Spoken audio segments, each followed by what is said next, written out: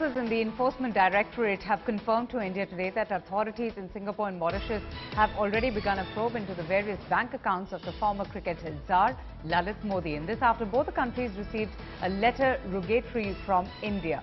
Now, according to the ED, these countries have started the process of identifying the bank accounts which could be seized, attached and confiscated as per the provisions of the Prevention of the Money Laundering Act.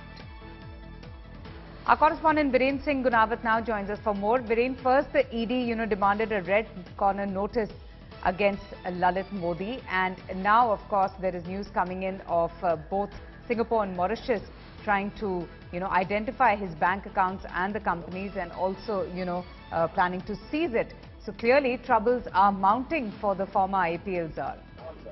Exactly. The work has begun. The investigation has begun in Singapore and Mauritius. Legal and concerned authorities, they are still.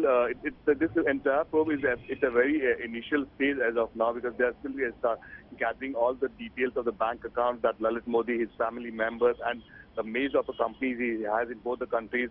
They are still gathering all the details, and then they'll share these details to the Enforcement Directorate in India, and then only Enforcement Directorate will direct them which bank account needs to be seized in there's a suspicious transaction that has been made by Modi. So that will take some time, but as of now, the investigation has begun in both the countries, and that could lead in a serious trouble for Modi in the coming days. It also goes to show how serious, the Enforcement Directorate is to really, find the financial irregularities that have been attached to Lalit Modi, and how positively and swiftly both Singapore and Mauritius has responded to the Indian government's, demand.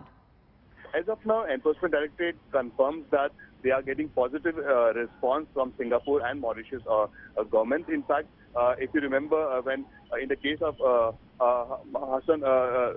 Masood case, where the three-member special team had gone to Singapore for the attachment process and everything, and in a limousine cases, that time itself the Singapore government had assured the Indian agency people, saying that if once we send a LR, the letter rogatory, then we'll start our legal and the concerned investigation, and that has begun. So overall, ED is very positive. It's only that what they are thinking, that once the red corner notice should be issued as soon as possible by the Interpol, that is still awaited. And at the same time, they are getting positive communication from the Singapore and Mauritius authorities with all the initial details that is required by ED. So that is very positive from the Indian agency in case of Lalit Modi.